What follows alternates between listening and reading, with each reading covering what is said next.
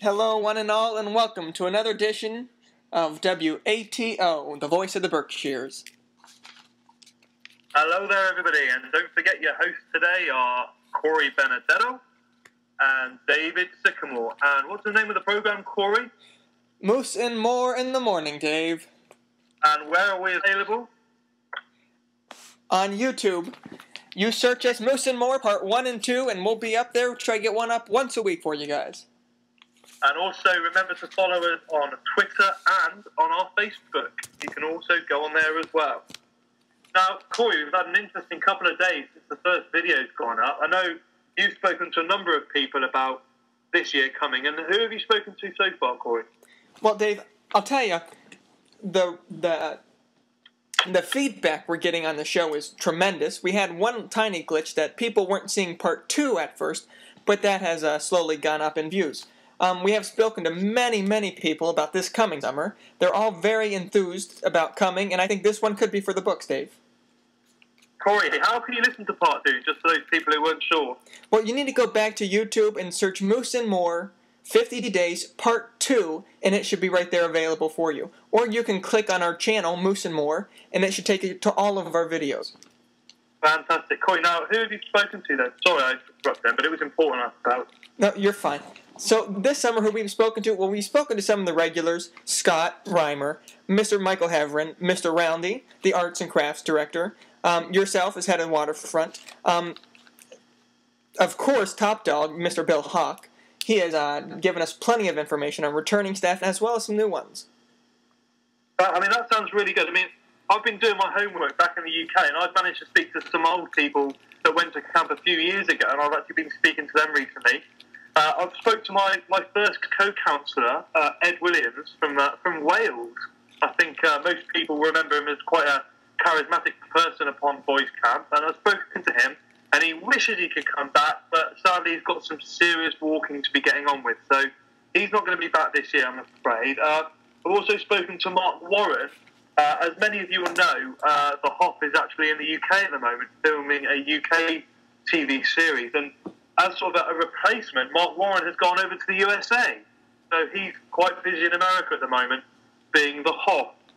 And I've also spoken to the former legends of the Waterfront, John Colburn and Nick Cullen, who all wish us the best for 2011. And just a shame that they can't be back this year. So that's it from the UK at the moment. Corey, any updates from the US? Yeah, two I forgot to mention earlier. Head bread boy last year, Eric Bellin, my co-counselor for my second year at camp. He's very excited to be returning. He will not be assuming the role of bread boy this year, but he will be a full-time counselor with our kids, and I know he's very excited to get that started. Mark Posen, my group leader, my first year, he'll be back with his boys, and he is looking forward to another great summer at camp. And I think that's about it from my boy staff, Dave. Anyone on girl staff we've talked to? I've actually not spoken to many people on girls' camp, I'm afraid, at the moment. Well, that's shocking. I think you said you spoke to Brona, haven't you? We have spoke to Brona several times, and she's doing very well in Ireland. She'll be coming to North America just around camp time, but there are no plans as of now to visit camp or come down into the States. She'll be in Canada, I believe. Oh, well, unlucky for her, but some people have got to live there, I suppose. That was a bit of satire there. Okay. Now, Corey, am I right in thinking that we've actually got a guest on today's show? Dave, you're absolutely right. This is our first guest on Moose and More in the Morning. We had some technical difficulties last week, but we were able to get Rick. This first guest we have is a very important role at camp. He's been there 16 years, and I'll let you take it from there, Dave. Okay, well, I'd like to introduce you to one of the most important members of boys' camp. First of all, I must just tell you that, unfortunately, due to his holiday commitments, he is actually talking to us from the Bahamas in just a nice little seaside bar, where I'm sure he's having a nice sort of a platter of food. So if we can say hello to the first guest, please. Hello, are you there? Hi, I'm Scott Reimer. I'm the head of basketball here at Camp Watito. I've been at Camp Watito since 1996. Yeah, how you doing, Scott? That's great to have you on here today. So you're head of basketball there, and what else do you do? In the off-season, I'm a high school physical education teacher and assistant varsity basketball coach. I mean, that all sounds really good, and the music in the background sounds fantastic. You must be having a great time. I think it's a little Jamaican breeze kind of Bahama Yeah Man kind of music sounds like. Must have got a good deal on one of the websites over there. But Scott, can you tell us a little bit more about the role of basketball at Camp Watito, please? Here at camp, we have 3 basketball courts. We have an awesome indoor facility. We have a lighted court we use for night play. We have a smaller court with lower baskets we use for our younger age groups. Well, that's terrific, Scott. For the people at home wondering who've never been to camp, what's a typical day at camp for the basketball sector? On a typical day when kids come to basketball, we emphasize fundamentals and participation. Well, that sounds great. I mean, also what's important as well, can you just tell me, Scott, really, I mean, as an English person, I don't know a lot about basketball, but can you just tell me how you end a typical clinic session, please? And we end every clinic session with a full court game so kids can show what they learn. I think that's wonderful, Dave. Scott, another question for you.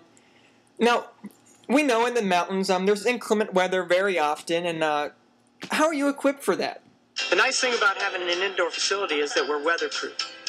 Clinics and activities go on, rain or shine. Well, I think that's great, Dave. How about you? It sounds absolutely fantastic. And I believe we're also, thank you, Scott, for coming in, but I believe we're also able to talk to quite a shy member of Camp Watito, one of the campers, actually. Are you on the line, please, caller? My name is Mark Hosen, and I'm from Marsden, New York, and this is my 4th year coming to camp.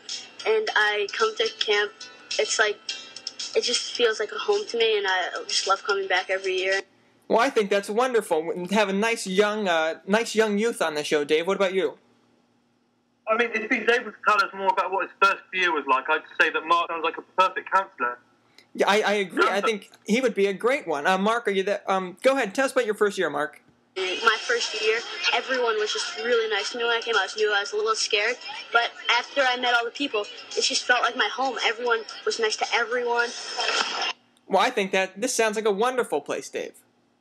I mean, Camp Watito, for those of you maybe that are listening just out of interest about sending your children to camp, I mean, those two there, the counsellors, the campers, they all seem to love it. And, I mean, Scott Reimer, I mean, he sounded like a really interesting person with lots of qualifications and lots of experience, Corey. Oh, he's a great character. I mean, he's a huge addition to Boys Camp. I mean, it'd be interesting to see whether he is returning this year, and it's an exclusive that we're actually able to confirm, aren't we, at the moment, Corey? Yes, Dave. We are going to come out today and say that he will be returning. And what's his position this year? We know that he was head of basketball before. What's he doing this year? Well, Dave, he has leapfrogged several people to the top. He is going to be the head of Boys Camp this year. Wow, that is a big job. I mean, I'm no doubt that surefire voice that he's got and the tone that he speaks and the authority and the air around him, I'm sure he'll be a great asset to Boys Camp this year. I mean, if you get a chance to talk to this guy, talk to him. I mean, his presence in the room, I mean, it's tremendous. You think you're dining with royalty when you eat lunch with this guy. I mean, so I've heard some people compare him, sort of, I'll say a sentence of names. I think Patton, MacArthur, Truman, Eisenhower, Reimer. Seriously, in 20, 30 years' time, that will be the people that he's compared with.